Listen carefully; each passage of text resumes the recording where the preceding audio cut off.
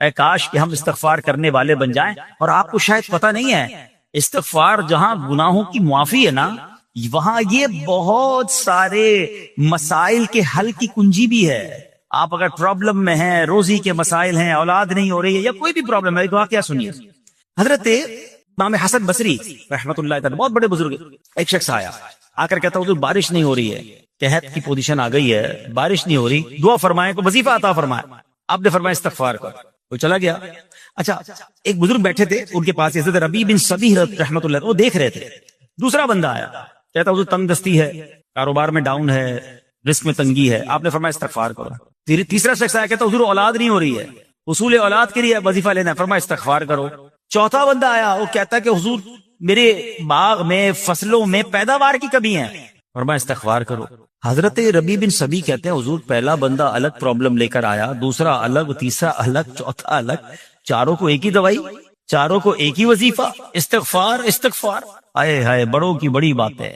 قرآن میں بھی پڑھتا ہوں، قرآن آپ بھی پڑھتے ہیں، مگر دیکھو اللہ والے کیسے پڑھتے ہیں. کیا خوبصورت جواب دیا آپ نے. آپ فرماتے ہیں سورہ نوح پارہ 29 آیت نمبر 10 سے 12 کی آپ نے تلاوت فرمائی. اب ذرا قرآن سنیے گا. بسم اللہ الرحمن الرحیم.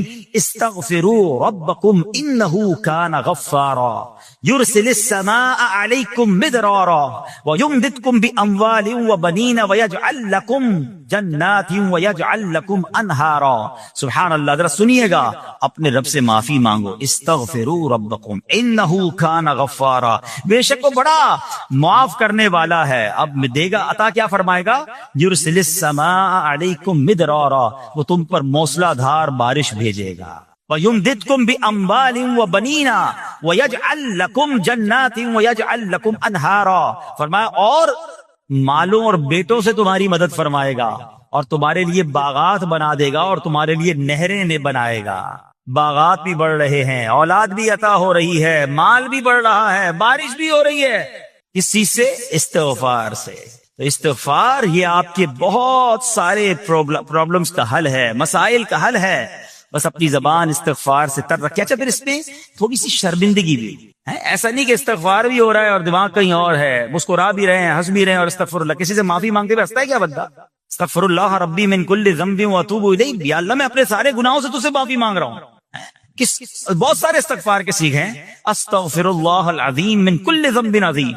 اے اللہ میں تجھ سے استغفار کرتا ہوں، وہ رب جو بہت عظیم ہے، اپنے سارے بڑے گناہوں سے میں استغفار کرتا ہوں. الگ الگ سیغوں سے اللہ کی بارگاہ میں استغفار کریں. ہو سکے تو کبھی گناہ یاد آئیں تو آنسو بھی بہ رہے ہوں، مگر یہ استغفار اللہ کو بڑا پسند ہے، معافی رب کو بہت پسند ہے. ابو اللیث سمرقندی رحمت اللہ تعالی لکھتے ہیں پچھلی قوموں میں ایک شخص تھا، اس نے بہت گناہ کیے تھے. ایک بار اس نے اپنی پچھلی زندگی کے بارے میں سوچا، گناہوں کے بارے میں غور و فکر کیا، تو اسے شرمندگی ہوئی. اس نے نادم و شرمندہ ہو کر 3 مرتبہ کہا اللہم غفرانک اللہم غفرانک اللہم غفرانک. اے اللہ تیری بخشش، اے اللہ تیری بخشش، اے اللہ پاک تیری بخشش. اسی لمحے اس کو موت آ گئی اور اللہ پاک نے اس کی بخشش فرما دی. آئیے ہم بھی پڑھ لیتے اللہم غفرانک اللہم غفرانک اللہم غفرانک. استغفار کرنا، توبہ کرنا، گناہ یاد کر کے شرمندہ ہونا، یہ اللہ کو کتنا پسند ہے. ایک سبحان اللہ، اس کے بارے میں چند برکتیں آپ کو بیان کرتا ہوں. بڑی عظیم برکت یہ ہے کہ اس کی بدولت بندے کا تنگی اور غم دور ہو جاتا ہے. حدیث پاک میں ہے جو ہمیشہ استغفار کرتا رہے اللہ پاک اس کے لیے ہر تنگی سے نکلنے کا راستہ بناتا ہے، ہر فکر و غم سے اسے خلاصی عطا فرماتا ہے. اس کی ایک برکت یہ بھی ہے کہ ایسے بندے کو اللہ پاک غیب سے رزق عطا فرماتا ہے. حدیث پاک میں ہے استغفار کرنے والے کو اللہ وہاں سے رزق عطا فرماتا ہے جہاں اس کا گمان بھی نہیں ہوتا ہے. اتنی مہنگائی ہے، اتنی مشکلیں ہیں، اتنی تنگی ہے، لوگ قرضے میں ہیں، کبھی ادھر جاتے ہو کبھی ادھر جاتے ہو. ارے بھائی سب کے پاس جاتے ہو، رب کے پاس کیوں نہیں جاتے؟ استغفار کرنا شروع کر دو، فرمایا ادھر سے روزی دے گا جہاں تمہارا گمان بھی نہیں جائے گا. اس کی برکت سے اللہ پاک دلوں کے زنگ کو دور فرماتا ہے. آئیے پیارے اسلامی بھائیوں، اللہ کو معافی مانگنا، دل سے پکارنا کتنا پسند ہے. میں آپ کو ایک بہت ہی خوبصورت واقعہ بتاتا ہوں، اور یہ واقعہ ہے حضرت موسیٰ علیہ نبینا علیہ الصلوۃ والسلام کا. اللہ پاک نے حضرت موسیٰ علیہ نبینا علیہ الصلوۃ والسلام نے ایک بار اپنی مناجات میں عرض کیا یا اللہ یا رب. اللہ پاک کی طرف سے جواب آیا لبیک یا موسیٰ. آپ نے عرض کی یا اللہ تو میرا مالک ہے، تو خالق ہے، میں تو تیرا بندہ ہوں۔ ارشاد ہوا مجھے یہ پسند ہے کہ جب مجھے کوئی میرا بندہ یا رب پکارے تو میں اسے لبیک کہہ کر جواب۔ اللہ فرما رہا ہے، حضرت موسیٰ نے عرض کی یا رب کیا یہ ہر موتی بندے کے لیے ہے؟ کیا ہر نیک آدمی کے لیے ایسا ہے کہ جب تجھے وہ پکارے تو لبیک فرماتا ہے؟ سنو، اللہ فرماتا ہے ہاں، بلکہ ہر گناہگار بندے کے لیے بھی ہے۔ حضرت موسیٰ نے عرض کی یا اللہ فرما بردار تو تیری اطاعت کرتا ہے، وہ بات تو سمجھ آ رہی ہے، گناہگار پر یہ کرم کس وجہ سے؟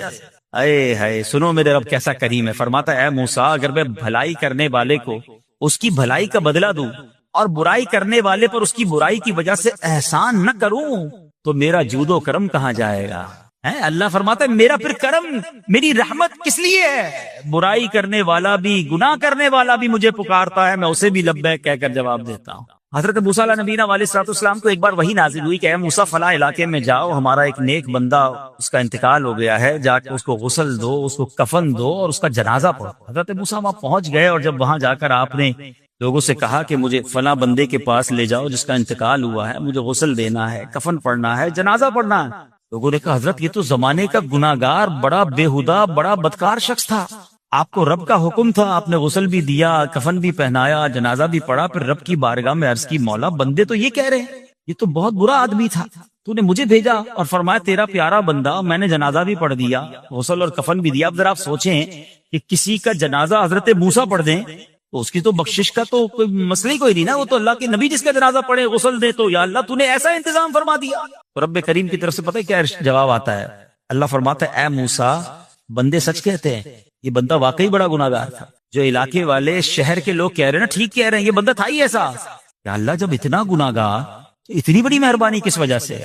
ارشاد ہوا اے موسیٰ اس بندے نے مرنے سے پہلے مجھ سے 5 کلمات کے ذریعے بات کی، مناجات کی، مجھے پکارا، 5 سینٹنس تھے، 5 کلمے تھے، اور اے موسیٰ اس کی وجہ سے میں نے اس کی مغفرت فرما دی۔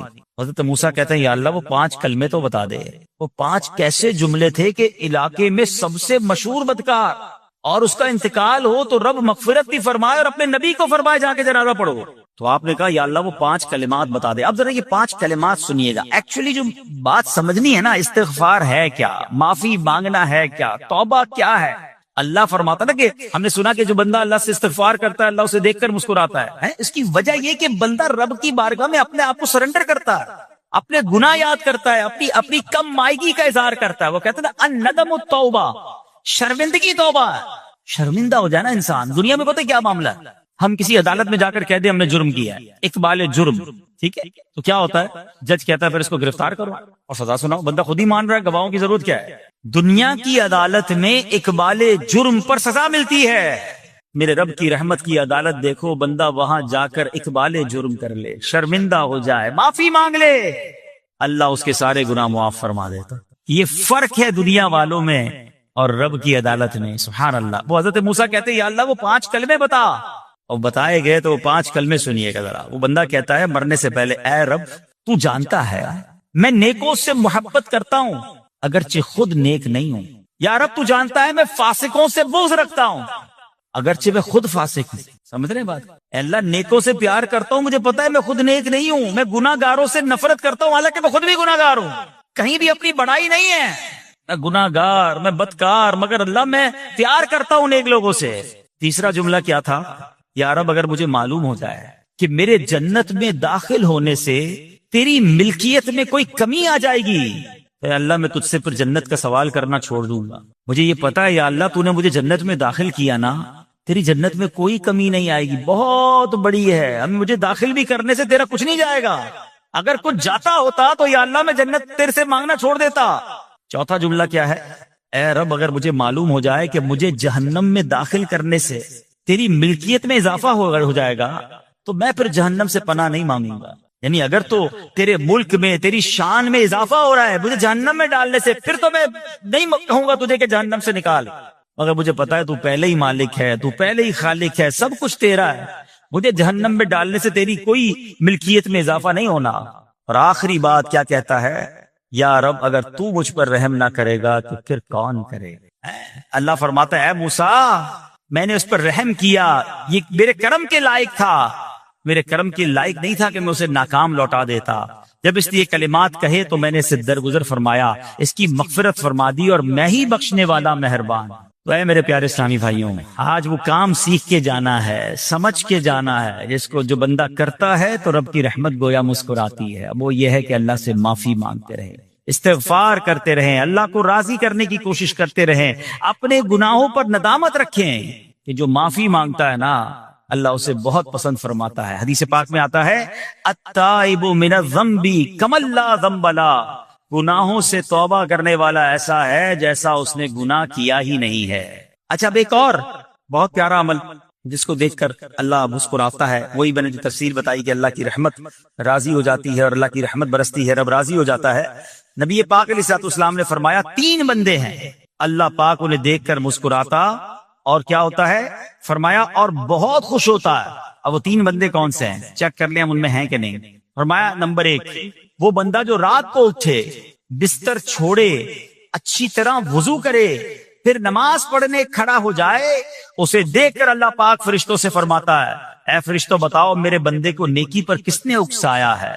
فرشتے عرض کرتے ہیں مولا تو بہتر جانتا ہے۔ اللہ پاک فرماتا ہے ہاں میں جانتا ہوں مگر تم مجھے بتاؤ۔ فرشتے عرض کرتے ہیں اے مالک کریم تو نے اسے ایک چیز یعنی جہنم کا خوف دیا ہے، یہ اس سے ڈرتا ہے۔ اے اللہ تو نے ان کو ایک چیز جنت کی امید دلائی ہے، یہ اس کی امید رکھتا ہے۔ اے اللہ یہی خوف اور امید ہے جس نے اسے رات کی نیند قربان کر کے تیرے حضور کھڑے ہونے پر ابھارا ہے۔ اب اللہ پاک فرماتا ہے اے فرشتوں گواہ ہو جاؤ، یہ جس چیز سے ڈرتا ہے یعنی جہنم سے ڈرتا ہے، میں نے اپنے اس بندے کو اس سے امن بخشا، اور جس کی امید رکھتا ہے یعنی جنت کی، میں نے جنت اس پر واجب کر دی۔ رات اٹھ کر جب دنیا سوئی ہو بندہ اٹھ کر تہجد کی نماز ادا کرے، اللہ کی بارگاہ میں آنسو بہائے، اللہ فرشتوں کے سامنے گویا فخر فرماتا۔ دوسرے نمبر پر سنو، فرمایا دوسرا وہ شخص جو حق و باطل کی لڑائی میں شریک ہوا، ثابت قدم رہا یہاں تک کہ شہید ہو گیا، یا اللہ پاک نے اسے فتح عطا فرمائی، اللہ اس بندے کو دیکھ کر بھی مسکراتا ہے۔ جہاد کرنے والے مجاہدین یا تو شہید ہو جائیں یا غازی ہو کر لوٹے اللہ کی رضا کے لیے، اللہ کی رحمت ان پر بھی چھما چھم برستی ہے۔ اور تیسرے نمبر پر فرمایا تیسرا وہ بندہ جو رات کو سفر کرتا ہے، یہاں تک کہ رات کے آخری حصے میں جب کہیں ٹھہرتا ہے تو اس کے ساتھ والے سو جاتے ہیں مگر وہ کھڑا ہو کر نماز پڑھنے لگتا ہے، اس بندے کو دیکھ کر بھی اللہ پاک مسکراتا ہے۔ اجتماعی عبادت کے بڑے فائدے ہیں، اجتماع میں آنا، محفل میں آنا، دعا میں شرکت کرنا بہت اچھی بات، مگر اپنی عادت ایسے بھی بنائیں کہ کچھ عبادتیں ایسی کریں کہ میں جانوں اور رب جانے۔ یہ جو رات اٹھ کر دعا کا لطف ہے، رات اٹھ کر جو نماز پڑھنے کا لطف ہے نا، جب ساری دنیا سو رہی ہے اور بندہ اپنے رب کی بارگاہ میں حاضر ہے۔ علماء کہتے ہیں دن کے نوافل کے مقابلے میں رات کے نوافل افضل ہیں، کیونکہ رات سکون ہوتا ہے، رات رقت قلبی ملتی ہے، سبحان اللہ، رحمت الہی چھما چھم برستی ہے۔ ہمیں کیا کرنا ہے کہ رات تہجد کی نماز کی عادت ڈالے۔ رمضان میں بن گئی تھی نا، سحری کے لیے اٹھتے تھے تو لوگ تہجد پڑھتے تھے، اللہ کرے کہ یہ عادت بن جائے، کبھی کبھی، اگر ہر روز نہیں ہو سکتا کم از کم کبھی کبھی کریں۔ اچھا اگر ایسی کوئی عبادت ہو بھی جائے نا کہ سب کو بتائیں نا کہ رات اٹھا تھا تو جناب دعائیں بھی کی تو آنسو بھی بہائے، نہیں، کبھی کبھی ایسا کیا کرو کہ میں جانوں اور رب جانے، اللہ سے باتیں کیا کرو۔ میں آپ کو صحیح بتاؤں، آپ مجھے ایک بات بتائیں، یہ تو آپ نے سن بھی لیا کہ اللہ کی رحمت کس قدر برستی ہے اس پر۔ زندگی میں بھی جب کبھی ہم پریشان ہوں اور رات نیند نہ آئے، کبھی کبھی ایسا ہوتا ہے پریشانی میں نیند نہیں آتی، کروٹیں بدل رہا ہوتا ہے انسان، اور اس کروٹ بدلتے بدلتے میں آپ کی جب والدہ حیات ہوگی یا ماشاءاللہ جن کے پاس ماں موجود ہے، ماں جیسی ہستی کہاں ملتی ہے۔ ایک بار اور سن لو، دنیا کی بہت ساری چیزیں میرے اور آپ کے پاس ہیں جو ریپلیسیبل ہیں، جو بدلی جا سکتی ہیں۔ موبائل فون لیتے ہیں، بڑی خوشی سے لیتے ہیں، مگر نیا ماڈل آتا ہے تو لوگ بدل دیتے ہیں۔ سواری لیتے ہیں، بڑی خوشی ہوتی ہے، مگر جب نئی سواری آتی ہے تو ریپلیس بدل دیتے ہیں، ماڈل نیا آ گیا بھائی، اب وہ پرانی لگتی ہے۔ مگر یاد رکھو ماں باپ چلے جائیں نا، اس کے بعد ماں باپ دوبارہ نہیں ملتے، ان کا کوئی نیا ورژن یا نیا ماڈل نہیں ہے تو ان کی قدر کر لو، ان کی دعائیں لے لو۔ تو بہرحال آپ کبھی کبھی تکلیف میں ایسا ہوا ہو کہ رات کو نیند نہ آئی ہو، بے قرار ہو کر ماں کے پاس گیا، آنکھوں میں آنسو لے کر کہ ماں میں پریشان ہوں، بیمار ہوں، یا قرضے میں ہوں، یا فلاں پرابلم ہے۔ ماں نے کیا کیا تھا؟ کروٹ بدل کر سو گئی تھی کہ بیٹا تو جان تیرا کام جانے، یا ماں خود بھی بیدار ہو گئی، سینے لگایا اور دعا کرنا شروع کر دی۔ بھائی ہم روئے تو ماں بھی روئی، یہ ہے نا ماں۔ میری تکلیف، ایسا لگتا ہے کہ مجھے کبھی کبھی یہ فیصلہ کرنا مشکل ہوتا تھا کہ تکلیف مجھے زیادہ ہوتی ہے میری تکلیف میں، یا میری والدہ کو زیادہ ہوتی ہے؟ بیمار میں ہوں، تکلیف اسے، یہ رشتہ کہاں ملتا ہے؟ مگر مجھے ایک بات بتاؤ، جب میری تکلیف پر رات نیند چھوڑ کر بستر چھوڑ کر میں ماں کے پاس گیا، ماں نے سینے لگایا، تو اگر میں اپنا بستر چھوڑ کر آنکھوں میں آنسو لیے میری ماں سے مجھے کہیں زیادہ پیار کرنے والے رب کی بارگاہ میں چلا گیا، تو اس کی رحمت کیا مجھے مایوس کرتی؟ میری ماں کے دل میں جو ممتا ہے نا، وہ بھی میرے رب نے ڈالی ہے، تو رب کی رحمت کتنی ہوگی؟ تو کبھی کبھی اللہ کی بارگاہ میں رات کے اس پہر حاضر ہوا کرو، جو پرابلم ہے آپ کی، جو مشکل ہے آپ کی، آپ یقین کریں، آپ اللہ کی بارگاہ میں تہجد کے وقت رات کے آخری پہر آنسو بہائیں، دعائیں کریں، نوافل پڑھیں، پھر دیکھیے آپ کے دل کو تسلی کیسے ہوتی ہے، آپ کا ایمان تازہ ہو جائے گا، اور آپ نے دیکھا کہ ایسے وقت عبادت کرنے والوں سے رب کتنا راضی ہوتا ہے۔ اللہ کرے یہ بات ہمیں سمجھ آ جائے۔ اسی طرح عظیم صحابی حضرت عبداللہ ابن مسعود رضی اللہ تعالیٰ سے روایت ہے، پیارے آقا مکی مدنی مصطفیٰ صلی اللہ تعالیٰ علیہ وسلم نے فرمایا، ایک بندہ رات کو اٹھتا ہے، اچھی طرح وضو کرتا ہے، پھر اللہ پاک کی حمد کرتا ہے، اس کی بزرگی بولتا ہے، اپنے نبی علیہ الصلوۃ والسلام پر درود پڑھتا ہے، قرآن کھول کر پڑھنا شروع کر دیتا ہے، یہ وہ بندہ ہے جسے دیکھ کر اللہ پاک مسکراتا ہے اور فرماتا ہے، دیکھو میرا بندہ عبادت کر رہا ہے جبکہ اسے میرے سوا کوئی نہیں دیکھ رہا ہے۔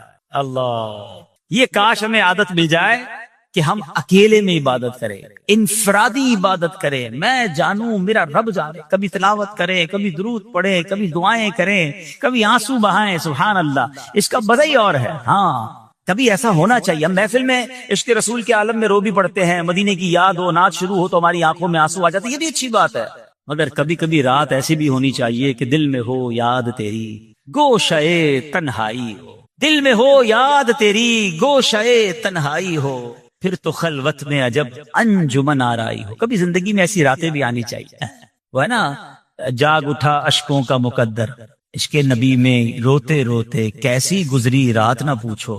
کبھی کبھی ایسی رات بھی گزرنی چاہیے کہ آقا کی یاد میں آنسو بہ رہے ہوں، مدینے کی یاد میں، گھر والوں کو بھی پتہ نہ چلے، ہلکی ہلکی آواز میں کبھی نعت شریف لگا لیا کریں، کبھی مناجات لگا لیا کریں۔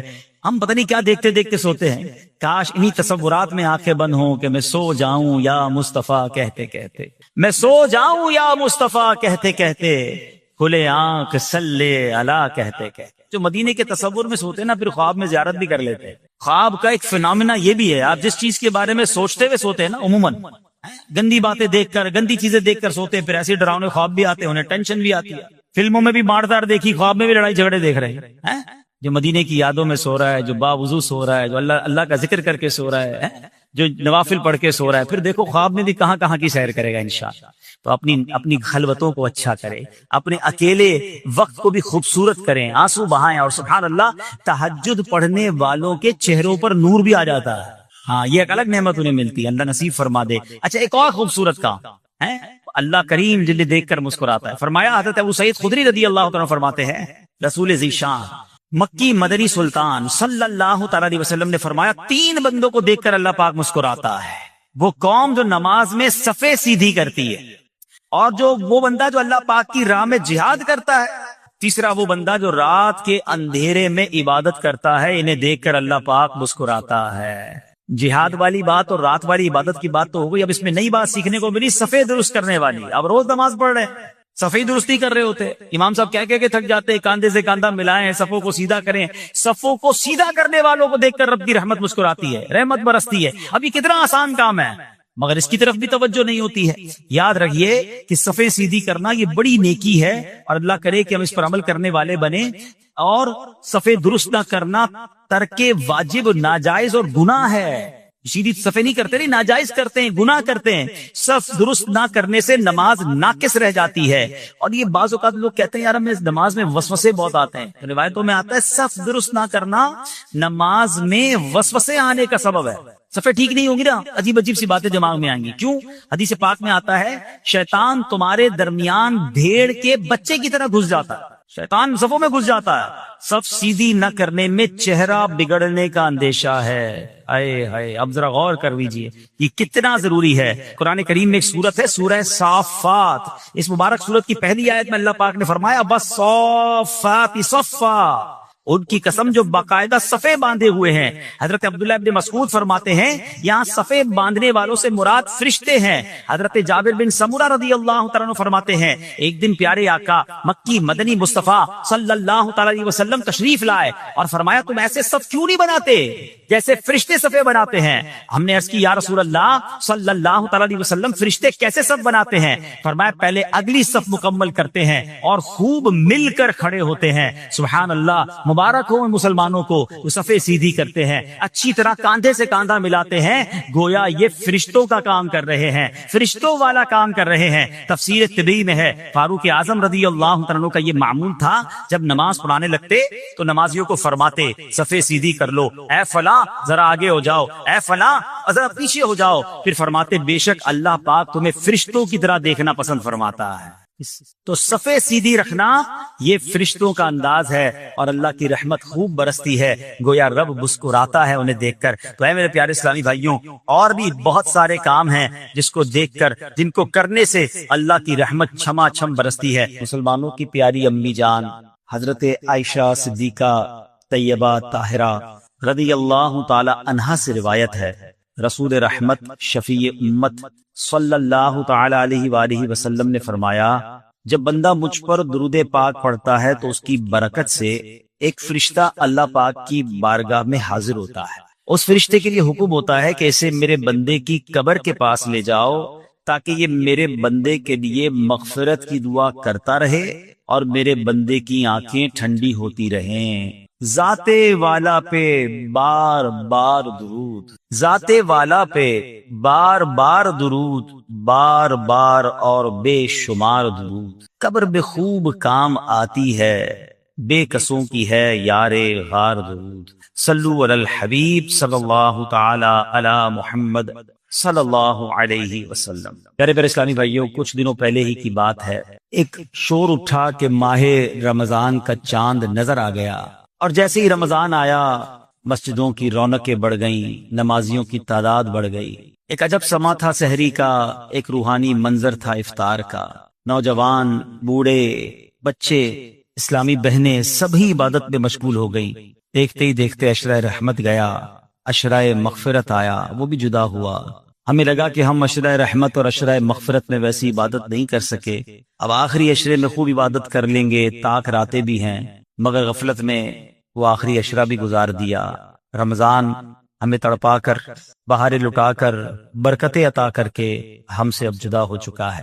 اب رمضان یقیناً اگلے سال بھی آئے گا، مگر یہ نہیں پتا کہ ہم اس رمضان میں ہوں گے یا نہیں ہوں گے.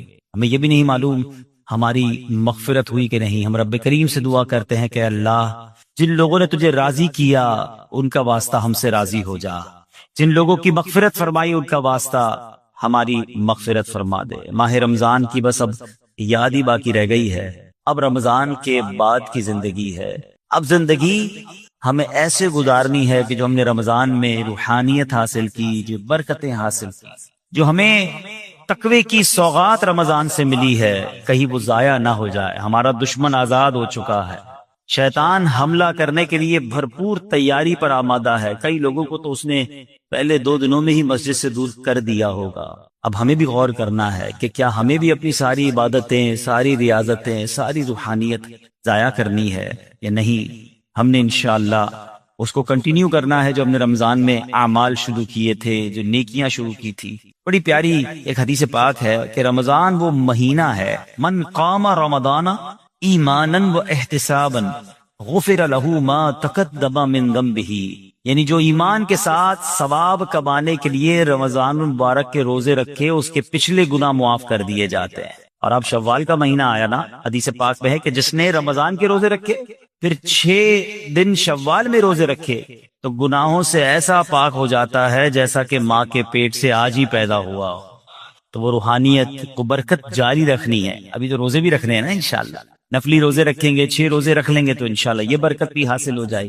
ہمیں کوشش یہ کرنی چاہیے کہ ہمیں ماہ رمضان کے بعد اب یہ 6 دن شوال کے، ضروری نہیں کہ ایک ساتھ رکھیں، شوال کے پورے مہینے میں رکھ لیں. ایک اور خوبصورت حدیث ہے کہ جس نے عید الفطر کے بعد 6 روزے شوال کے رکھے تو اس نے پورے سال کے روزے رکھے. جو ایک نیکی لائے گا اسے 10 ملیں گی. بڑا خوبصورت کیلکولیشن ہے کہ جو ایک مہینے کے روزے رکھے گا ملٹیپلائی بائی 10 تو 10 مہینے ہو گئے اس کے بدلے، یعنی 10 مہینے کے روزے ہو گئے. اب 6 روزے رکھے تو 60 روزوں کا ثواب ملے گا، تو 2 مہینے وہ کور ہو گئے. تو یعنی پورے سال کے روزوں کا ثواب اگر کمانا ہے تو رمضان اور اس کے بعد 6 دن شوال کے روزے رکھنے ہیں. تو انشاءاللہ ہم پورے رکھیں گے انشاءاللہ. اب رمضان کے بعد ہم نے پہلے یہ کیلکولیٹ کرنا ہے کہ جیسے رمضان سے پہلے تھے اب ویسے ہیں یا بدل گئے ہیں. اگر کسی کی رمضان سے پہلے بھی نمازیں قضا ہو رہی ہیں اور جیسے ہی رمضان گیا پھر قضا ہو رہی ہیں، رمضان سے پہلے بھی جھوٹ تھا، ماہ رمضان گزارا اب پھر جھوٹ ہے، رمضان سے پہلے بھی حرام روزی تھی، رمضان گزارنے کے بعد دوبارہ شوال سے وہی حرام روزی شروع ہو گئی ہے، تو پھر اس کا مطلب رحمت کی بارش میں وہ نہایا نہیں ہے، اس کی زندگی میں کوئی بدلاؤ آیا نہیں ہے. رمضان تو بدلنے آیا تھا، ایک نئی زندگی دینے آیا، لیکن دیکھنا یہ ہے کہ کیا ہمیں وہ نئی زندگی ملی یا ہم پھر اسی پرانی روٹین پر، وہی گناہوں بری عادتیں، وہی بری عادتیں، وہی نگاہوں کے گناہ، وہی زبان کے گناہ، وہی کانوں کے گناہ. یہ غور کرنا ہے. اتنا بڑا انعام ملنے کے بعد بندے کو بدلنا چاہیے. مہینہ بندہ کہتے نا کسی بیماری سے نکل کر آتا ہے تو بندہ کہتا نہیں یار اب یہ کام نہیں کرنے. بیماری کے بعد مجھے پتا چلا کہ کتنا مشکل ہے، میں نے یہ والے کھانے نہیں کھانے، میں نے یہ والے. کسی بھی جگہ ایک مہینہ کوئی گزار لے، چاہے وہ ہاسپٹل میں گزار لے، چاہے کسی اچھی صحبت میں گزار لے، چاہے کہیں اچھے کہتے نا انسٹیٹیوٹ میں گزار لے، تو اس کی زندگی میں خوب بڑا امپیکٹ آ جاتا ہے، زندگی بدل جاتی ہے. ہمیں تو پورا مہینہ رحمت کے سمندر میں رکھا گیا تھا، رحمت کی بارش میں رکھا گیا تھا. صبح بھی رحمت، شام بھی رحمت، افطار بھی رحمت، سحری بھی رحمت، دعائیں قبول ہو رہی تھیں. راتوں کو ایک عجب رونق تھی ماشاءاللہ. ہزاروں لاکھوں عاشقان رسول نے، بلکہ آل اوور دا ورلڈ دیکھے تو شاید کروڑوں لوگوں نے اعتکاف کیا. اب اعتکاف کرنے کے بعد بھی نہ بدلا، مسجد میں آنے جانے کے بعد بھی نہ بدلا میں، اور پھر ویسا ہی ہو گیا. پھر قصور کس کا ہے؟ قصور تو پھر میرا ہوا نا. یاد رکھیے قصور بارش کا نہیں ہوتا، زمین کا ہوتا ہے. رحمت کی بارش تو برسی، جو زمین نرم تھی اس نے پھول اگا دیے، جو زمین زرخیز تھی اس نے کھیت اگا دیے، اور جب پہلے ہی گندگی تھی تو بارش کی وجہ سے وہاں کیچڑ ہو جاتا ہے. بندہ بعض اوقات کہتا ہے یار وہ روحانیت نہیں رہی، ہم اجتماع میں جاتا ہوں تو وہ لطف نہیں آتا، دعا میں وہ آنسو نہیں بہتے، پہلے بہت لطف تھا اب وہ کم ہو گیا ہے. کم کچھ بھی نہیں ہوا ہے. دل کی بستی خراب تو نہیں ہو گئی ہے، دل کی بستی خود تو نہیں اجاڑ گئی ہے. میر اہل سنت لکھتے ہیں نا، بات اسی سے میں نے بگاڑی، دل کی ہاتھوں سے بستی اجاڑی. بات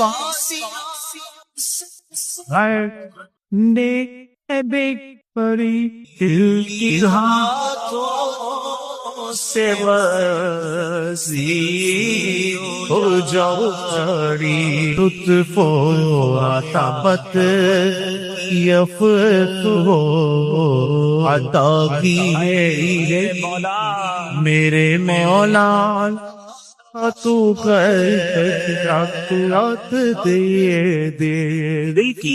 دل کی بستی اجڑنے دینی نہیں ہے. شیطان آیا ہے اجاڑنے کے لیے، پلان پورا ہے اس کا.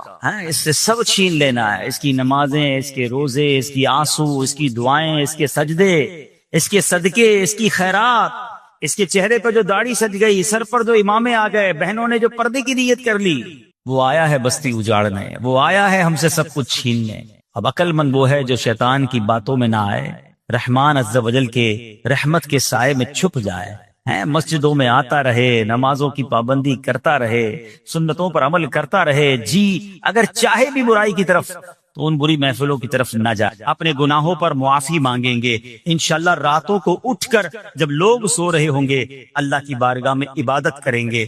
اسی طرح فرمایا کہ صفوں کو درست کریں گے اور انشاءاللہ رب کی بارگاہ سے خوب رحمتیں لوٹیں گے. اے میرے پیارے اسلامی بھائیوں، یہ سب کب ہو سکے گا؟ کہ جب ہم اچھے ماحول میں رہیں گے. تہجد تو جب پڑھیں گے نا جب پہلے فرض پڑھیں گے. جس کی فرض ہی قضا ہو رہی ہے تو اس کو تہجد کی باری کب آئے گی؟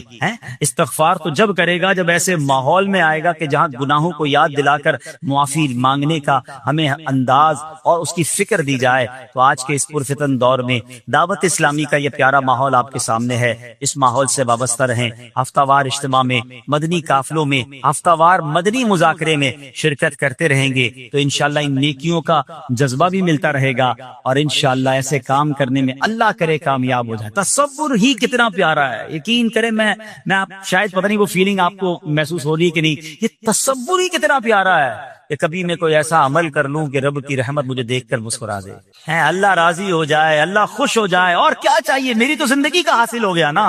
تو اب یہ 3-4 کام آپ نے سن لیے ہیں، اس کو عمل کرنا شروع کر دیں۔ اللہ کریم سے دعا کرتا ہوں کہ رب کریم اپنی رضا والے کام ہمیں بڑھ چڑھ کر کرنے کی توفیق عطا فرمائے۔ اللہ پاک ہم سب کو عمل کرنے کی توفیق عطا فرمائے۔ صلو علی الحبیب۔ کوئی تنگی کا شکار ہو، کوئی غربت کا شکار ہو، کوئی پریشانی کا شکار ہو، بہت غور سے یہ واقعہ سنیں۔ آپ کی زوجہ نے کہا کہ آٹا ختم ہو گیا ہے، اب روٹی کیسے بنے گی، کھانا کیسے بنے گا؟ آپ نے اپنی زوجہ محترمہ سے فرمایا کہ تمہارے پاس کچھ رقم ہے جس سے آٹا خریدا جا سکے؟ تو اس نے عرض کی کہ جی میرے پاس 1 درہم ہے جو اون بیچ کر حاصل ہوا ہے۔ آپ نے فرمایا لاؤ وہی درہم مجھے دے دو تو میں بازار میں جا کے آٹا لے آتا ہوں۔ آپ دکان پر آٹا لینے گئے، گھر میں 1 ہی درہم اور اس درہم کا بھی آٹا لینا ہے جس کا کھانا کھانا ہے۔ جب آٹے والے کی دکان پر پہنچے تو ایک فقیر وہاں آن پہنچا اور اس فقیر نے کہا کہ اے ابو المسلم خولانی، ایسا کرو یہ 1 درہم مجھے دے دو، مجھ پر صدقہ کر دو۔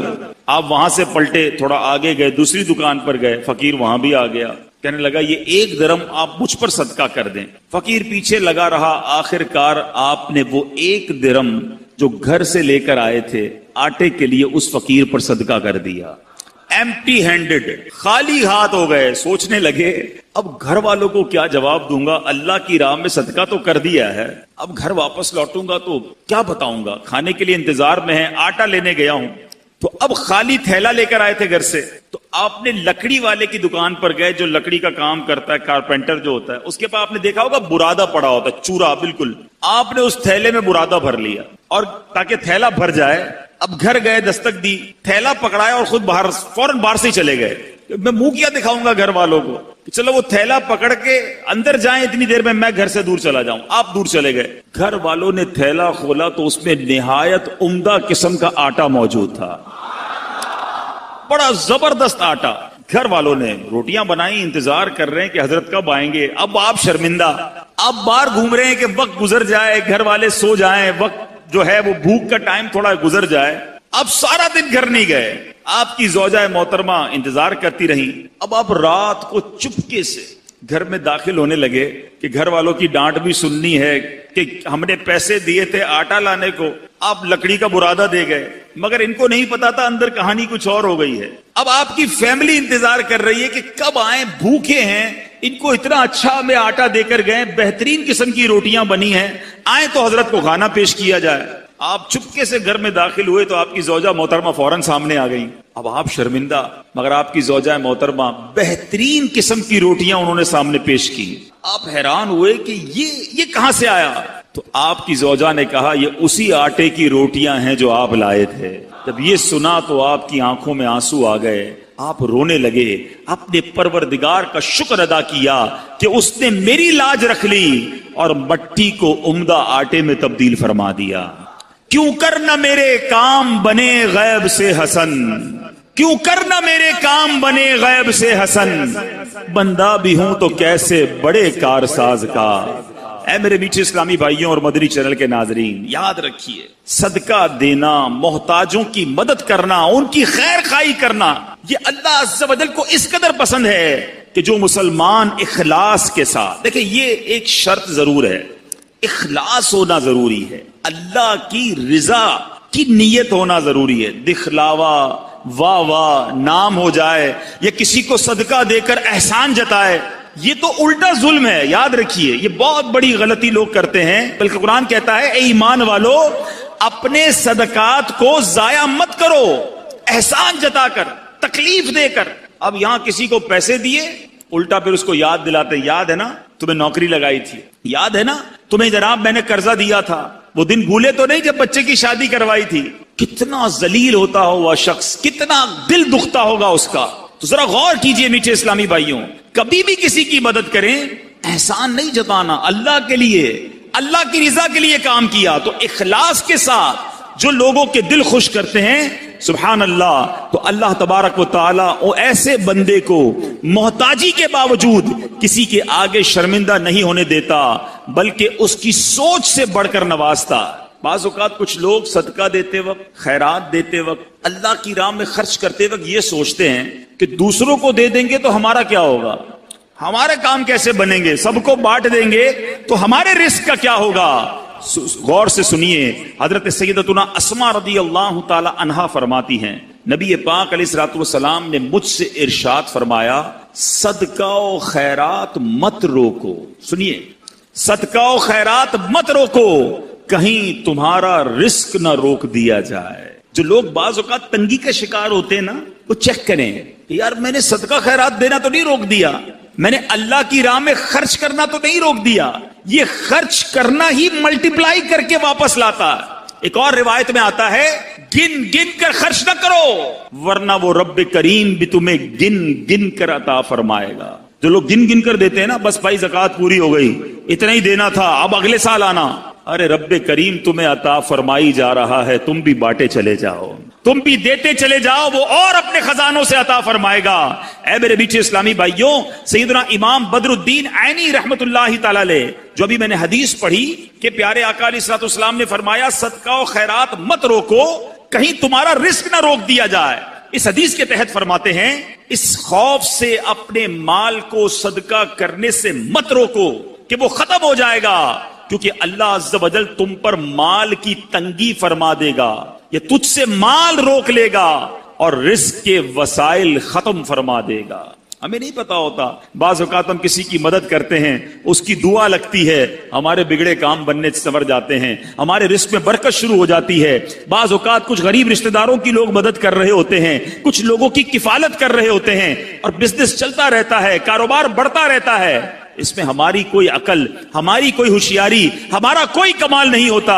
کیا معلوم جس کو تم کفالت کر رہے ہو، ہر مہینے جس کے گھر کھانا پہنچا رہے ہو، یہ اسی کی دعائیں ہیں جو تمہارا رزق بڑھتا چلا جا رہا ہے، یہ اسی کی دعائیں ہیں جو تمہیں ترقی ملتی چلی جا رہی ہے۔ تو اللہ کی راہ میں خرچ کرنے کے لیے دل کھول کر خرچ کرتے رہنا چاہیے، صدقہ دینے میں کنجوسی نہیں کرنی چاہیے۔ حضرت رابعہ بصریہ رضی اللہ تعالی عنہا کا یقین دیکھو، توکل دیکھو، آپ کا بلیف کیسا تھا کہ ایک بار دو بزرگ حضرت سیدتنا رابعہ بصریہ رضی اللہ تعالی عنہا کے یہاں حاضر ہوئے، اور یہ نیت تھی کہ حضرت رابعہ بصریہ کھانا کھلائیں گی، ان کا تو کھانا بھی رزق حلال پر مبنی ہوگا۔ اب حضرت رابعہ بصریہ کے پاس دو ہی روٹیاں تھیں، اب دو بزرگ تھے، بھوک بھی لگی ہوئی تھی، وہی دو روٹیاں آپ نے دسترخوان پر ان دونوں بزرگوں کے سامنے رکھ دی۔ ابھی روٹیاں رکھی تھی کہ دروازے پر دستک ہوئی، کسی سائل نے کہا کہ اللہ کے نام پر مجھے کچھ دیا جائے۔ حضرت رابعہ بصریہ نے مہمانوں کے آگے سے دو روٹیاں اٹھائیں اور اس سائل کو دے دی۔ مہمان ہکے بکے کہ ہم دسترخوان پر بیٹھے ہیں، ہمیں بھی بھوک لگی ہے، دو ہی روٹیاں تھی، دونوں اٹھا کر دے دی۔ مگر یقین دیکھو، اللہ غنی، ابھی وہ حیرت زدہ ہیں کہ تھوڑی دیر میں دروازے پر پھر دستک ہوتی ہے، ایک کنیز بہت سی گرم روٹیاں لے کر حاضر ہوئی اور عرض کی یہ میری مالکہ نے آپ کے لیے بھجوائی ہیں۔ حضرت رابعہ بصریہ نے روٹیاں گننا شروع کی، وہ روٹیاں 18 تھیں۔ آپ نے کہا یہ روٹیاں میری نہیں ہیں، کہا جی حضور آپ کے لیے بھجوائی، کہا میری نہیں ہے، واپس لے جاؤ۔ وہ بزرگ دیکھ رہے ہیں، 2 گئیں، 18 آ گئیں، 18 بھی واپس لوٹا دیں۔ جب مالکن کے پاس وہ کنیز لے کر روٹیاں پہنچتی ہے اور کہتی حضرت رابعہ بصریہ نے تو واپس لوٹا دی ہیں، کہا روٹیاں کتنی ہیں، کہا 18، کہا یہ 2 بچ گئی تھی، یہ بھی ساتھ ملا کر لے جاؤ۔ واپس جاتی ہے، حضرت رابعہ بصریہ کو پھر پیش کرتی ہے کہ میری مالکن نے پیش کی ہے، پھر روٹیاں گنی، 20 روٹیاں تھیں۔ آپ نے کہا ہاں یہ میری روٹیاں ہیں، کیونکہ اللہ کے وعدے پر مجھے سچا یقین ہے، میری راہ میں 1 خرچ کرو میں 10 عطا فرماؤں گا۔ 2 دی تھی تو 18 کیسے آ گئیں؟ اللہ کی راہ میں 2 خرچ کی ہیں تو 20 ہی روٹیاں ملنی ہیں۔ اللہ اکبر۔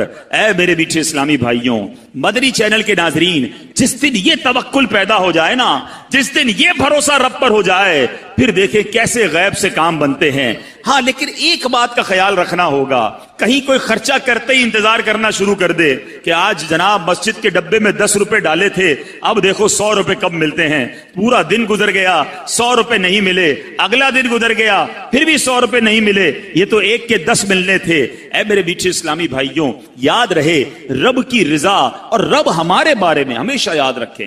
اللہ کے جو فیصلے ہیں نا, اس پر یقین کر لو کہ اللہ کے جو فیصلے ہمارے بارے میں ہے نا, وہ ہم سے بہتر رب جانتا ہے, اور رب ہمارے لیے ہمیشہ بہتر فیصلہ فرماتا ہے.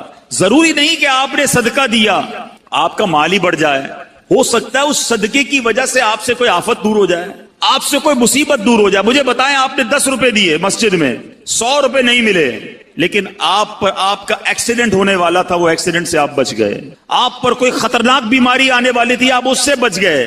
تو وہ 100 روپے اچھے تھے یا ایکسیڈنٹ سے بچنا اچھا تھا؟ تو اللہ کے فیصلوں پر یقین ہونا چاہیے.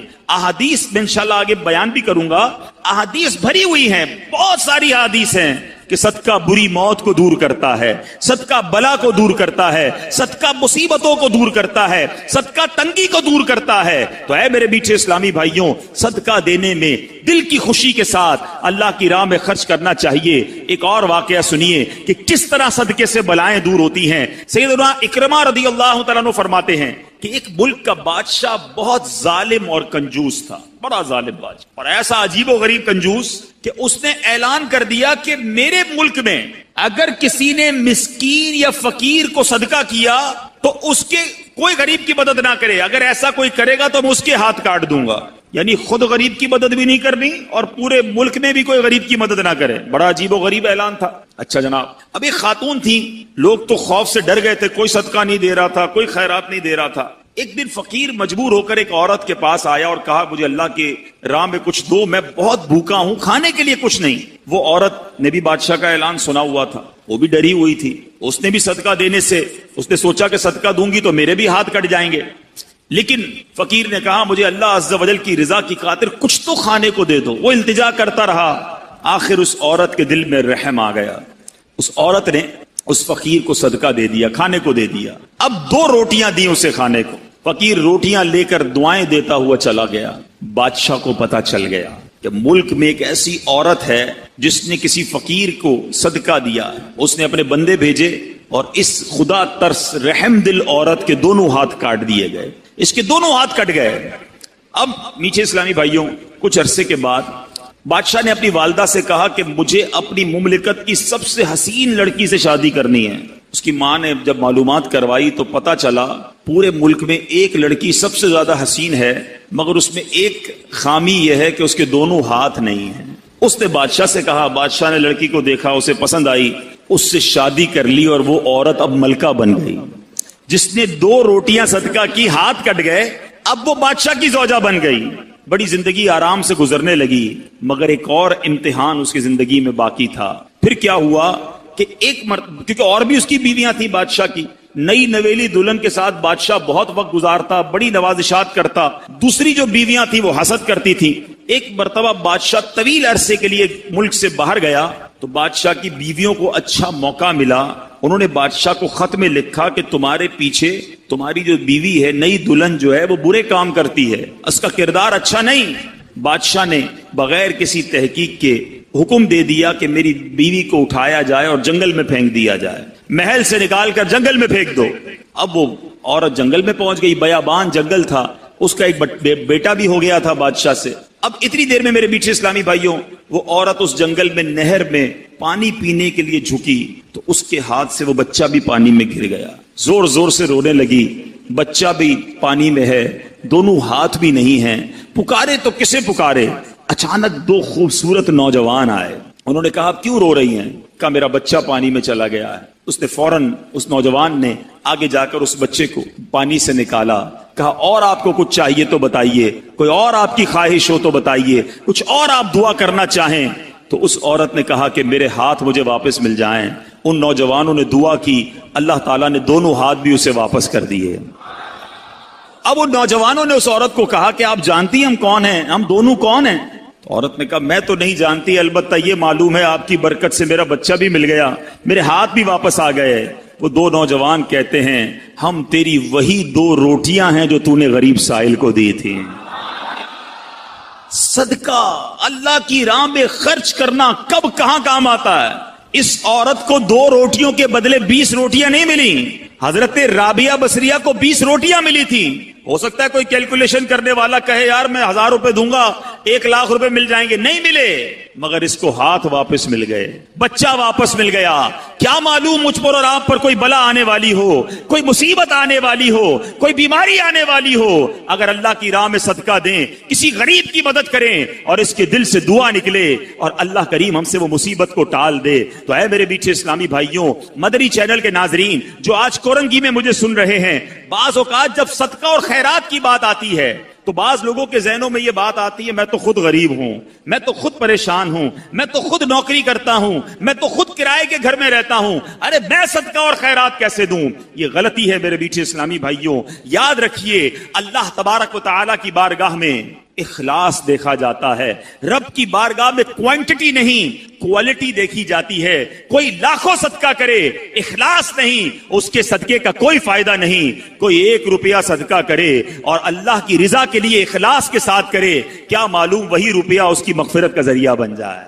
تو نیت بارگاہ الہی میں دیکھی جاتی ہے. یہ گویا اللہ سے کاروبار ہے. اس کو خرچ کرتے وقت دل میں ملال نہ لانا. اللہ نے تھوڑے دیے ہیں، تھوڑے خرچ کرتے رہو. جب وہ زیادہ عطا فرمائے زیادہ خرچ کرتے رہو. اللہ کی راہ میں خرچ کرتے رہا کرو. وہ رب کریم تمہارا ملٹی پلائی کر کر بہت زیادہ بڑھا کر تمہیں عطا فرمائے گا.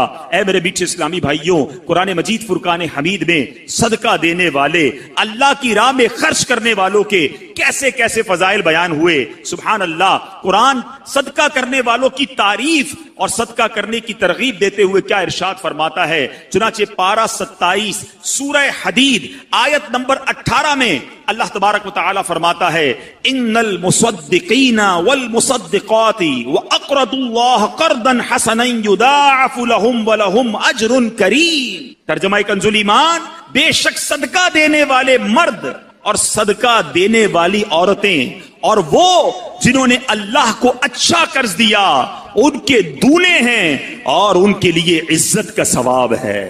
اسی طرح حدیثوں میں صدقے کے کیسے فضائل. اللہ اللہ. نبی پاک علیہ الصلوۃ والسلام فرماتے ہیں صدقہ برائی کے 70 دروازے بند کرتا ہے. پتہ نہیں کون کون سی برائی میرے پاس آنے والی ہو، میرے گھر میں کون کون سی برائی آنے والی ہو، صدقہ دیا اور وہ برائی کا دروازہ بند ہو جائے. پیارے آقا علیہ الصلوۃ والسلام فرماتے ہیں جو اللہ عز و جل کی رضا کی خاطر صدقہ کرے تو وہ صدقہ اس کے اور آگ کے درمیان آڑ بن جاتا ہے. جہنم کی آگ اور بندہ صدقہ دینے کے والے کے درمیان یہ پردہ ہو جائے گا، یہ آڑ بن جائے گا. نبی پاک علیہ الصلوۃ والسلام فرماتے ہیں صدقہ دو. اے بیماروں جو مجھے سن رہے ہو، جو یہاں بیمار بیٹھے ہیں، جن کے گھروں میں بیمار ہیں، جو مدری چینل کے ناظرین مجھے سن رہے ہیں، سنو میرے آقا علیہ الصلوۃ والسلام فرماتے ہیں صدقہ دو اور صدقے کے ذریعے اپنے مریضوں کا مداوا کیا کرو. بے شک صدقہ حادثات اور بیماریوں کی روک تھام کرتا ہے اور یہ تمہارے اعمال اور نیکیوں میں اضافے کا باعث ہے. سبحان اللہ. بیماریاں دور ہو جائیں، حادثے دور ہو جائیں. میں کہتا ہوں ساری دنیا کی دولت ہو ہمارے پاس اور اللہ نہ کرے کوئی ایسا ایکسیڈنٹ ہو جائے کہ نہ بندے کے پیر رہیں نہ ہاتھ رہیں اور معذور ہو جائے، پھر دولت کس کام کی.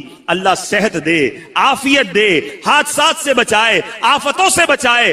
بے شک زندگی میں پیسے تھوڑے ہوں، اس سے بڑی کون سی نعمت ہے. تو اے میرے میٹھے اسلامی بھائیوں، اگر آپ حادثات سے بچنا چاہتے ہیں، بیماریوں سے بچنا چاہتے ہیں، آپ مصیبتوں سے بچنا چاہتے ہیں، صدقہ دینے کی عادت اپنائیں. صبح و شام صدقہ دینے کی عادت اپنائیں. نبی پاک علیہ الصلوۃ والسلام فرماتے ہیں صبح سویرے صدقہ کا ادا کرو. شام میں بھی دینا چاہیے، رات میں بھی دینا چاہیے، مگر صبح سویرے صدقہ دینے کی فضیلت کیا فرمائی آقا نے؟ صبح سویرے صدقہ دو کہ بلا صدقے سے آگے قدم نہیں بڑھاتی، بلا کو انٹرسپٹ کر دیتا ہے، بلا کو روک لیتا ہے صدقہ. ہمیں صدقہ دینا چاہیے.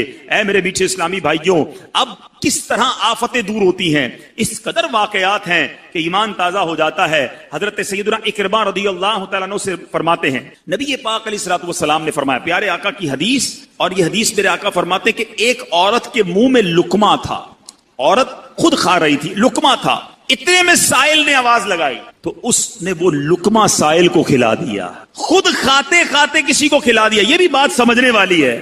اللہ کی بارگاہ میں صدقہ بالکل دینا چاہیے, خرچ کرنا چاہیے, مگر ہم کون سا خرچ کرتے ہیں؟ جو بچ گیا. کھانا بچ گیا, چلو بھائی کسی غریب کو کھلا دو. کپڑے پھٹنے والے ہو گئے, چلو کسی غریب کو دے دو. چھوٹے ہو گئے کپڑے, چلو کسی غریب کو دے دو. اچھا سردیاں آ گئی, اب گرمیاں آ گئی ہیں, کمبل پرانے پھٹ گئے, ہمارے گھر کے لیے نئے لینے, چلو یہ پھٹے ہوئے کمبل کسی کو دے دو. ایوری تھنگ, وہ تمام چیزیں جو میرے اور آپ کے استعمال میں نہیں, وہ اللہ کی راہ میں دینی ہے. اللہ کی راہ میں معاذ اللہ پھٹا پرانا ضائع ہونے والا گرا پڑا دینا ہے. میں یہ نہیں کہتا جو یہ دیتا ہے اس کو ثواب نہیں ملتا, مگر اپنے دل سے پوچھو. اپنے لیے خریدنا ہے تو شاندار کپڑا, بچوں کے لیے خریدنا ہے تو بہترین کھانا, اپنے لیے سویٹر سردی میں خریدنا ہے تو اچھے ویسے اچھا والا. اللہ کی راہ میں دینا ہے تو پرانا والا پھٹا ہوا. اپنے دل سے پوچھو یہ کیا کر رہے ہو. بلکہ ہمارا تو مائنڈ سیٹ ایسا عجیب و غریب بن گیا ہے. گھر میں 4 بچے ہو نا, ایک بیٹا بڑا زبردست ہوشیار, سبق بھی اچھا یاد کرتا ہو, ہم کہتے ہیں یار یہ بڑا ہوشیار ہے, اس کو ڈاکٹر بنائیں گے. اچھا دوسرا وہ حساب کتاب میں بڑا تیز ہے, چھوٹا ہے لیکن حساب بہت اچھا کرتا ہے, اس کو اکاؤنٹنٹ بنائیں گے. اچھا تیسرا وہ گھر کے سارے پرزے ورزے خود ہی ٹھیک کر لیتا ہے, اپنے کھلونے بھی ٹھیک کر لیتا ہے, بڑا دماغ چلتا ہے اس کا, اس کو انجینئر بنائیں گے. اچھا جناب چوتھے کی زبان تھوڑی سی اٹکتی ہے, بہت شرارتی ہے, کچھ بھی سبق یاد نہیں کرتا, پیر بھی لنگڑاتا ہے اس کا, تھوڑا سا معذور بھی ہے, اس کا کیا کریں گے؟ یہ مدرسے میں دے دو. اب اپنے آپ سے پوچھو, اپنے گھر کا بہترین بچہ نہیں, بچہ بھی وہ مدرسے میں دینا ہے جو ہمارے کسی کام کا نہیں ہے. پھر ہم کہتے ہیں پتہ نہیں ہمارے علماء جو ہیں وہ زمانے کے مطابق بات نہیں کرتے, اس قدر جناب ہمارے علماء کے اندر ایجوکیشن نہیں ہے. آپ بتائیں نا, ہم نے کون سا را مٹیریل دیا مدرسے کو؟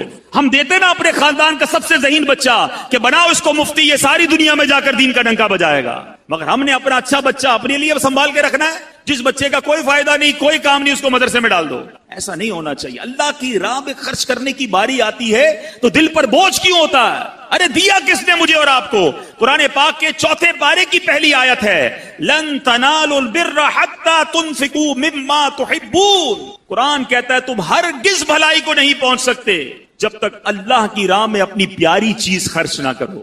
کون کرتا ہے پیاری چیز خرچ؟ ارے مزہ اسی میں. اس خاتون نے جو میرے آقا حدیث میں سنا رہا ہوں, اپنے منہ کا لقمہ نکال کر سائل کو دے دیا. ہم کہتے نہیں یار پہلے میں کھا لوں, پھر بچ جائے گا تو کسی کو کھلاؤں گا, پہلے میرا کام سیدھا ہو جائے, پہلے میں اپنا کام کر لوں, اس کی باری بعد میں آئے گی.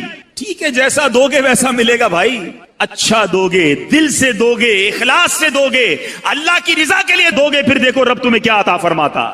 اب سنو اس عورت کو کیا ملا, اپنا لقمہ نکال کر فقیر کو کھلا دیا, خود کھا رہی تھی. اب کیا ہوا, کچھ عرصے کے بعد اس عورت کے یہاں بچے کی ولادت ہوئی. میں اپنا واقعہ نہیں سنا رہا, حدیث سنا رہا ہوں. عورت کے یہاں بچے کی ولادت ہوئی. جب وہ کچھ بڑا ہوا تو اسے بھیڑیا اٹھا کر لے گیا. عورت اس بھیڑیے کے پیچھے بھاگتی رہی, پکارتی رہی, میرا بیٹا میرا بیٹا.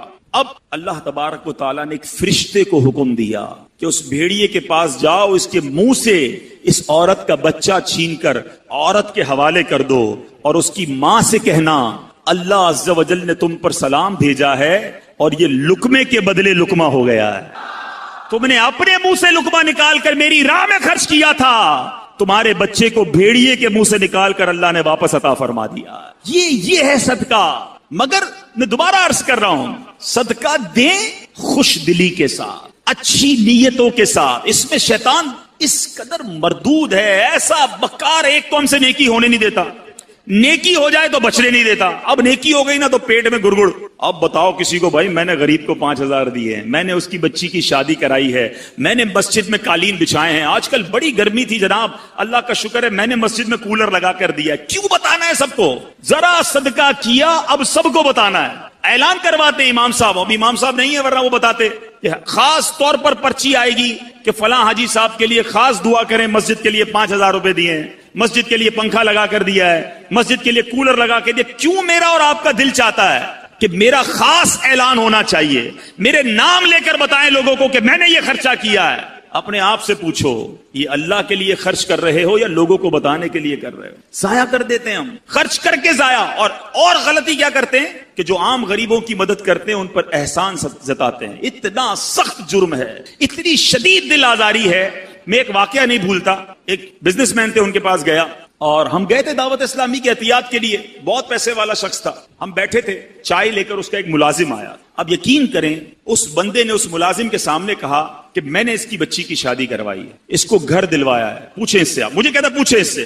میں اس ملازم کو دیکھ رہا تھا, یعنی ایسا فیل ہو رہا تھا کہ اس کا جی چاہ رہا تھا زمین پھٹے اور میں اندر چلا جاؤں. آپ کیا چاہتے ہیں یہ کہہ کر؟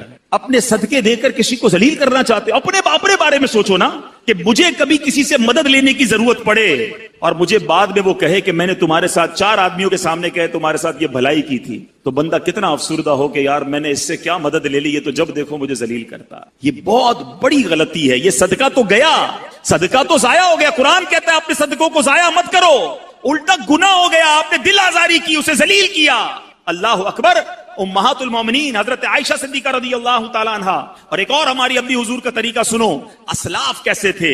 اللہ اکبر. وہ جب کسی اپنے غلام کو پیسے دیتی نا, کہتی جاؤ کسی غریب کو صدقہ کر کے آؤ, تو کہتی اس سے ہمارے لیے اس صدقے کے بدلے دعا نہ کروانا. کیوں؟ کہ صدقے کا بدلہ اللہ سے لیں گے. اچھا اگر وہ کوئی دعا دے دیتا تو کہتی دعا نوٹ کروا کے آنا, نوٹ کر کے آنا. اب وہ غلام آ کے بتاتا کہ اما حضور میں نے ایک غریب کو پیسے دیے, آپ کا دیا ہوا صدقہ دیا, اس نے آپ کو یہ والی 4 دعائیں دی ہیں. آپ ہاتھ اٹھاتی اور وہی 4 دعائیں اس غریب کے حق میں کرتی, فرماتی دعا کا بدلہ دعا ہو گیا, صدقے کا ثواب اللہ سے لیں گے.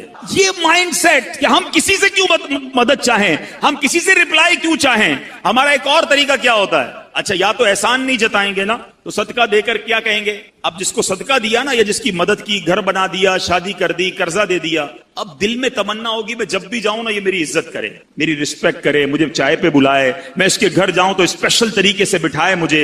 یہ کیوں تمنا ہے کہ جو میں نے صدقہ دیا ہے اس کا ریپلائی ملے. بلکہ یہاں تک ہوتا ہے کسی کو عمرے پہ بھیج دے نا, کوئی مدینے بھیج دے, عمرے پہ بھیج دے, ہر چکر میں میرے لیے دعا کرنا, ہاں میرے نام کا عمرہ کرنا, بار بار سرکار کی بارگاہ میں میرا سلام پیش کرنا صلی اللہ تعالی علیہ وسلم. خود سوچئے کہ آپ جو دے رہے ہیں اس کا بدلہ چاہ رہے ہیں. ارے آپ دے دیجئے اور اللہ سے بدلے کی امید رکھیے, وہ رب کریم بہترین بدلہ عطا فرمائے گا. تو بہرحال میرے میٹھے اسلامی بھائیوں, آج یہ ذہن بنا لیجئے کہ ہم نے انشاءاللہ ہر حال میں, غربت میں, تنگی میں, فراخی میں, کشادگی میں, ہر عالم میں انشاءاللہ ہم صدقہ اور خیرات کرتے چلے جائیں گے. اعلیٰ حضرت امام اہل سنت نے دیکھو کیسے فوائد لکھے, سنتے جائیے, جھومتے جائیے اور زور زور سے سبحان اللہ کہتے جائیے.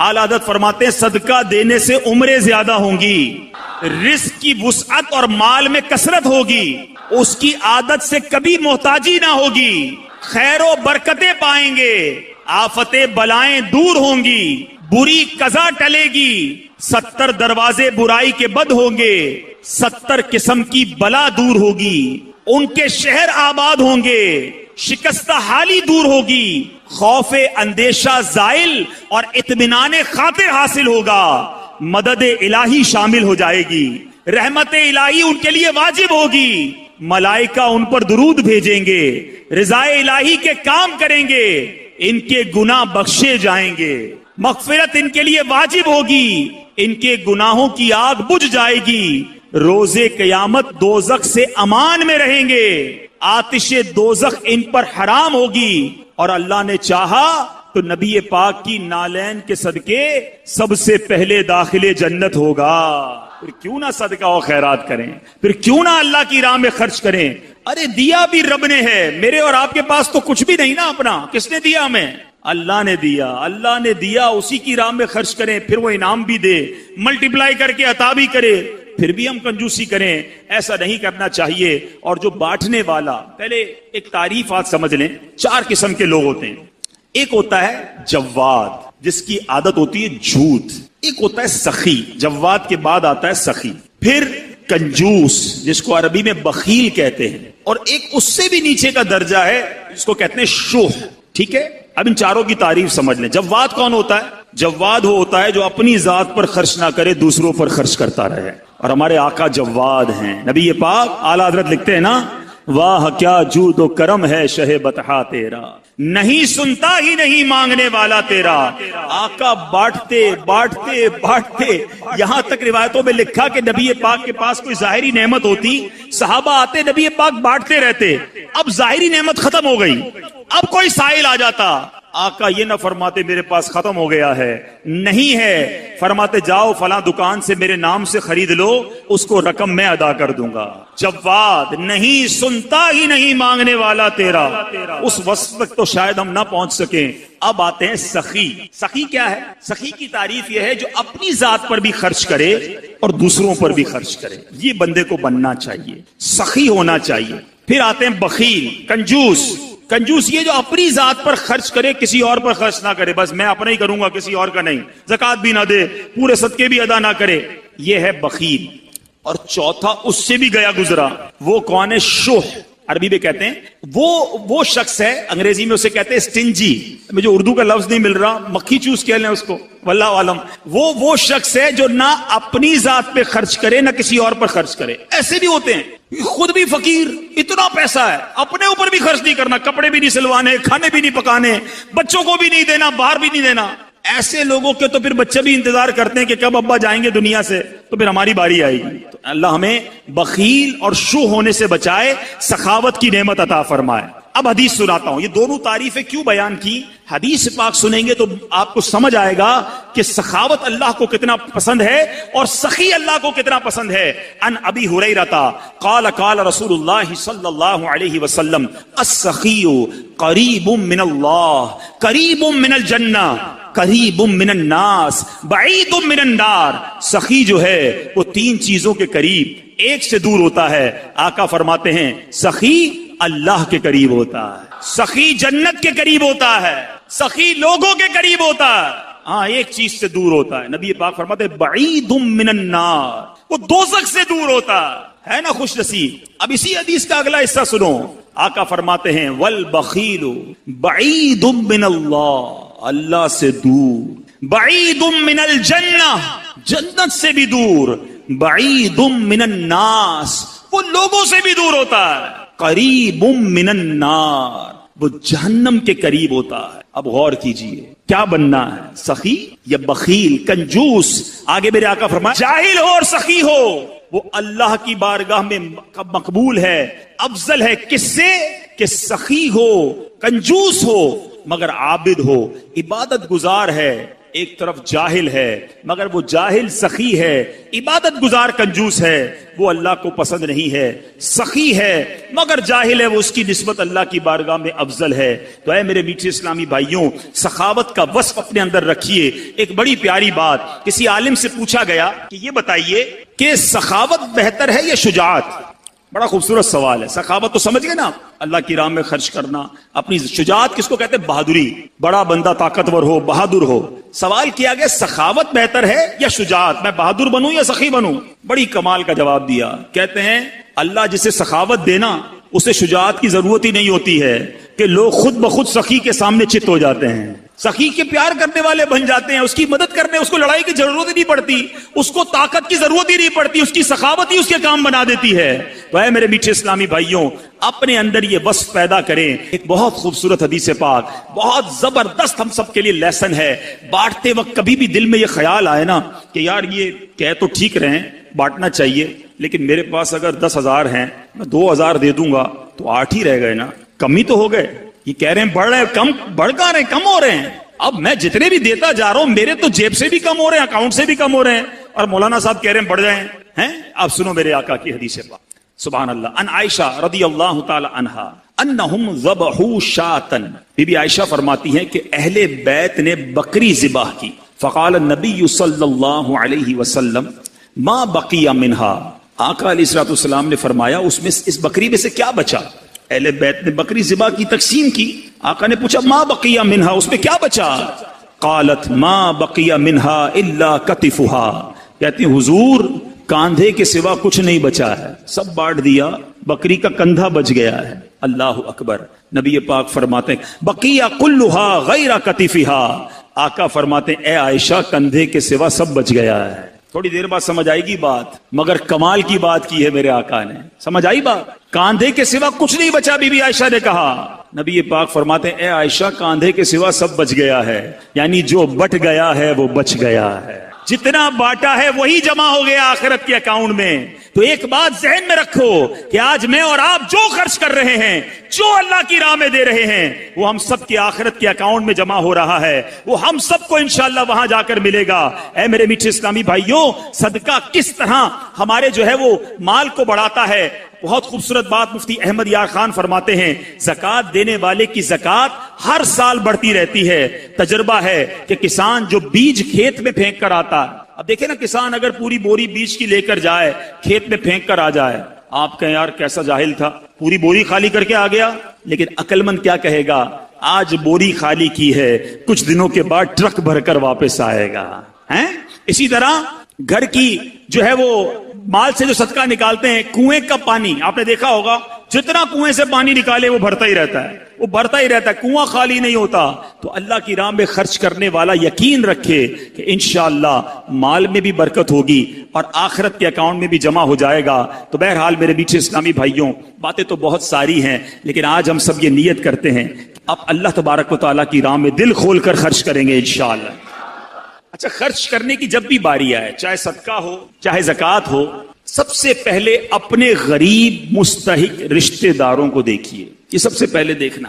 یہ بعض اوقات غلطی ہو جاتی ہے کہ انسان دوسروں کو بانٹتا ہے، غریب رشتہ دار پریشان ہوتے ہیں۔ حدیث پاک کا مضمون ہے، اللہ تبارک و تعالی ان لوگوں پر نظر رحمت نہیں فرماتا کہ جو غیروں کو بانٹتا رہے اور اس کے اپنے پریشان، اپنوں کو پہلے دیجیے، اس کے بعد اپنے غریب رشتہ داروں کو دینے کے بعد پھر میں آپ سے عرض کروں گا کہ آپ کی دعوت اسلامی جو تبلیغ قرآن و سنت کی غیر سیاسی عالمگیر تحریک ہے، اس کے ساتھ اپنا تعاون ضرور کیجئے۔ لاکھوں لاکھ عاشقان رسول دعوت اسلامی سے وابستہ ہیں، نہ صرف اسلامی بھائی بلکہ اسلامی بہنیں، دعوت اسلامی کے جامعات، دعوت اسلامی کے مدرسۃ المدینہ، دعوت اسلامی کے مدرسۃ المدینہ آن لائن، اسی طرح میرے میٹھے اسلامی بھائیوں مدنی چینل، جیلوں میں مدنی کام، غیر مسلموں میں مدنی کام، اور دنیا بھر میں دعوت اسلامی جو مساجد بنا رہی ہے۔ صرف اگر اسی شعبے کی بات کر لیں، مسجدیں بنانے کے بارے میں، تو دعوت اسلامی ایک سال میں کم و بیش 700 کے قریب مسجدیں بناتی ہے۔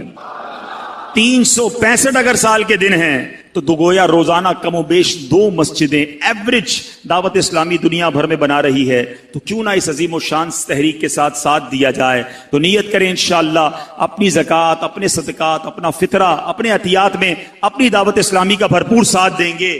عائشہ صدیقہ رضی اللہ تعالیٰ عنہ فرماتی، جس کا خلاصہ یہ ہے کہ انہوں نے پیارے آقا علیہ الصلوۃ والسلام سے کچھ اس طرح سوال کیا کہ حضور کیا شعبان آپ کو بڑا پسند ہے، آپ اس مہینے میں اس کثرت سے روزے رکھتے ہیں؟ تو نبی پاک علیہ الصلوۃ والسلام نے کچھ اس طرح ارشاد فرمایا جس کا مضمون ہے کہ اس مہینے میں ایک رات ہے جس رات بندوں کے اعمال نامے رب کی بارگاہ میں پیش کیے جائیں گے۔ اس رات کو بہت سارے نازک فیصلے ہوتے ہیں، اور میری یہ تمنا ہے کہ جب میرا اعمال نامہ رب کی بارگاہ میں پیش ہو یا جب میں دنیا سے اٹھایا جاؤں تو میں روزے سے ہوں۔ اے میرے میٹھے اسلامی بھائیوں، ہمیں اس مہینے میں خوب روزے رکھنے ہیں، تو نیت کریں انشاءاللہ آج کے بعد ہماری کوئی نماز قضا نہیں ہوگی، رمضان کے پورے روزے رکھیں گے، فلمیں ڈرامے نہیں دیکھیں گے، گانے باجے نہیں سنیں گے۔ سبحان اللہ، اسی مہینے کی یعنی یکم شعبان آپ کو معلوم ہے کن کا مبارک دن ہے؟ یہ محدث اعظم پاکستان مولانا سردار احمد صاحب کا یوم عرس بھی ہے۔ مولانا سردار احمد چشتی قادری رحمت اللہ تعالی علیہ مشرقی پنجاب میں 1321 سنہ ہجری بمطابق 1903 سنہ عیسوی پیدا ہوئے۔ آپ نے یکم شعبان المعظم 1382 سنہ ہجری بمطابق 29 دسمبر سن 1962 میں وصال فرمایا۔ آپ کی عظمت و بزرگی میں آپ کی والدہ کی دعاؤں کا بھی عمل دخل تھا۔ آپ کی والدہ اکثر فرمایا کرتی تھی، میرا یہ لاڈلا بچہ عظیم شخصیت کا مالک بنے گا۔ اللہ نے ماں کی دعاؤں کی برکت سے محدث اعظم پاکستان بنا دیا۔ اللہ کریم محدث اعظم پاکستان کے قبر منور پر کروڑوں رحمتوں کی بارش برسائے اور ہم سب کو ان کے فیوز و برکات سے مالا مال فرمائے۔ ہمیں بھی مدنی پھول ملتا ہے، بچوں کے لیے دعائیں کیا کریں۔ ماں باپ بعض اوقات بچوں کو کوسنے دیتے ہیں، تو برباد ہو جائے، تو ذلیل ہو جائے، تو خوار ہو جائے، ہیں معاذ اللہ۔ کبھی ہمیں نہیں پتا کون سا وقت قبولیت کا ہے، ماں کی منہ سے بد دعا نکلی اور بیٹا ہی برباد نہ ہو جائے۔ تو بچہ کیسا بھی ہو، ماں باپ کو دعائیں دینی چاہیے۔ اللہ کی بارگاہ میں ماں باپ کی دعائیں بچے کے حق میں بہت جلد قبول ہوتی ہیں۔ سبحان اللہ۔ اور دوسری شعبان، سبحان اللہ، کس عظیم ہستی کا عرس ہے معلوم ہے آپ کو؟ جن کے ہم سب پیروکار ہیں، جی ہاں، سیدنا امام اعظم ابو حنیفہ رضی اللہ تعالیٰ عنہ، حضرت نعمان بن ثابت رضی اللہ تعالیٰ عنہ، ان کا یوم عرس جو ہے وہ 2 شعبان المعظم ہے۔ اللہ اللہ، امام اعظم کی کیا بات ہے! کروڑوں حنفیوں کے پیشوا امام اعظم ماہ رمضان اور عید الفطر میں ملا کر 62 مرتبہ قرآن پاک ختم کیا کرتے تھے، 62 ٹائمز قرآن پاک پڑھتے تھے۔